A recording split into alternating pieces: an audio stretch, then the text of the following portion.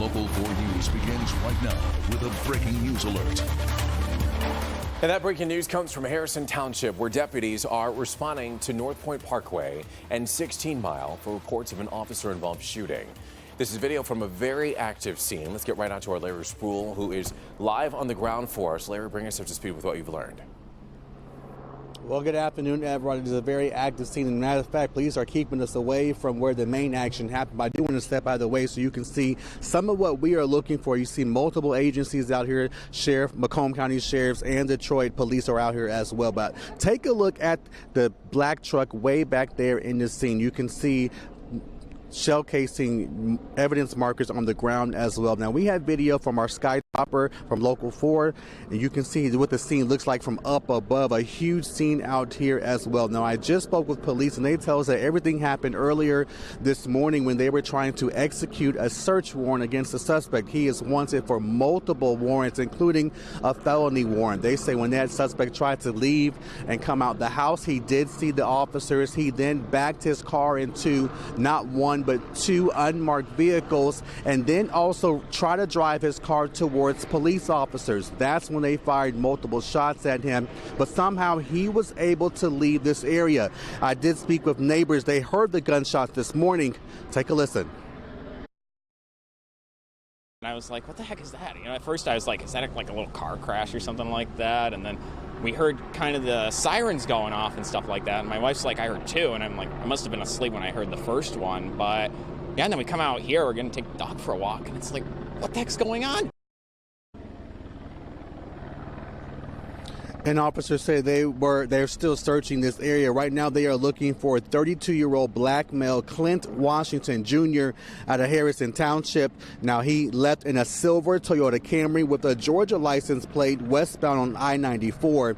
He is described as 5'11", 165 pounds, black hair and brown eyes, last seen wearing a gray hoodie and blue jeans. Now, once again, he is wanted for several warrants, including a federal warrant. Now, police say they will continue to be out here searching this area, but they are also looking for him as well. I will continue to talk to neighbors out here and get an update on police as well. We'll have another update coming up tonight live at 5. We are live in Harrison Township this afternoon. Larry Sproul, Local 4. And Larry, this sounds like it was a very dangerous situation when it was happening there. While police are still continuing to search for this man, do they believe that the public could be in any danger?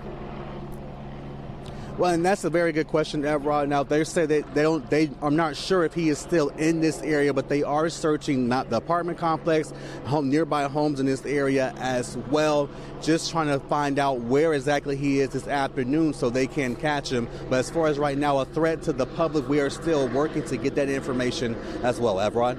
All right, well, we certainly hope that the public is not in any danger there. Larry, we know you'll stay on top of it. Even more breaking news this afternoon about a 24-year-old man by the name of Anthony Kesselud. He's from Westland, and here he is. He was arraigned just a little while ago in connection with the death of a 23-year-old woman by the name of Olivia Rossi, also from Westland. Police say Kesselud, who knew Rossi, took her to his home on August 18th, and she allegedly died there. Her body was found last Friday near Hines Drive in Westland. Kesselud facing charges now, including removing a dead body, tampering with evidence in a criminal case, and obstructing justice. Westland police are still investigating. Also breaking at this hour, we have just learned Detroit police have taken the mother of an 18-year-old baby into custody after that baby died this morning. It happened at an apartment near Shana Road and 7 Mile. You're looking at video from that scene there. Local 4's Jason Colthorpe is there live for us this afternoon. Let's get out to him. Jason, do police know exactly what happened in this tragic case?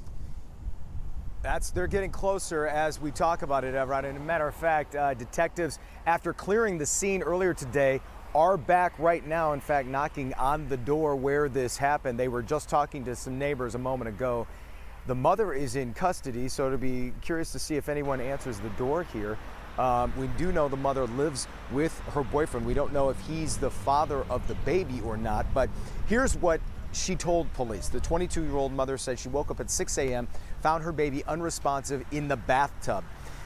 Medics arrived. They were unable to revive the baby. The obvious question here that police and detectives are working through is how can an 18-day-old baby find her way into the bathtub? A bathtub that did have water in it. We don't know how much water. Now, as I say, the mother lives here with the boyfriend. Neighbors say nothing unusual was ever known to them. We never saw this coming. We brought the baby home. Everybody, greeted the baby when she came out the car. Everybody's like, oh, the baby's home, the baby's home. So everybody was excited to see the baby. And mom and dad. Always seem fine. Yeah, just they're good working people. Neighbors assumed the boyfriend is the baby's father. That's still up in the air, but detectives still on scene here at this apartment complex now, back out here doing some investigating. Now, the 22-year-old mom in custody in this case. We don't know on what charges this would be for, whether it could end up being murder charges or neglect charges, very different in that regard.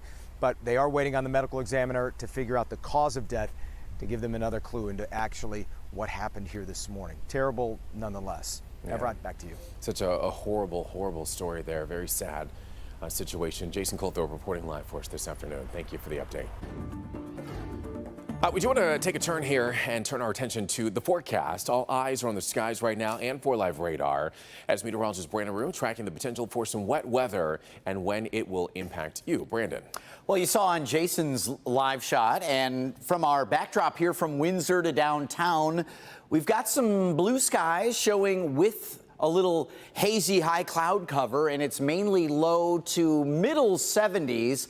A little breezy out there, but only 66 in Adrian with some rain down in Lenawee County.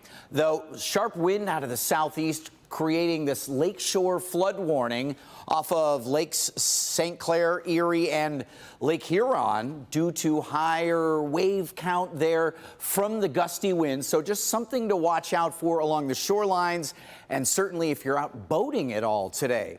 Currently, again, only an isolated shower in our south zone, 73 degrees, as high as 76 through the afternoon, probably more like 5 p.m. by the time most of this wet weather comes in. So look for a wet commute this evening, Evrod, along with another wave possible tomorrow morning, and we'll have more on that coming up. Alrighty, Brennan, we know you'll stay on top of it. Even more breaking news this afternoon. President Trump facing pressure to scale back a U.S.-China trade war, contributing to a global economic slowdown. Claimed today that serious talks will begin soon, although another round has been expected in Washington in September.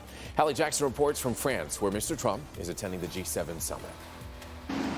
From the president, new positivity this morning about trade talks with China. The vice chairman of China came out that he wants to see a deal made. He wants it to be made under calm conditions. And the longer they wait, the harder it is to put it back. The outreach from Beijing may be a step toward ending the trade war that's hurting farmers in America and roiling the markets on Wall Street.